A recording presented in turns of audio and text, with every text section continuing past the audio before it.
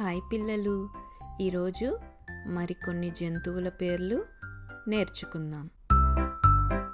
సముద్ర గుర్రము, సముద్ర గుర్రము. పంది, పంది. పాము, పాము.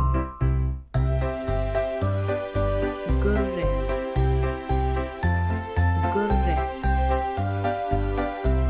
నత్త, నత్త. సీతాకోకచిలుక, సీతాకోకచిలుక. ఉడుత, ఉడుత. గుడ్లగూబ, గుడ్లగూబ. పక్షి, పక్షి. మొసలి, మొసలి. ఒంటె, ఒంటె.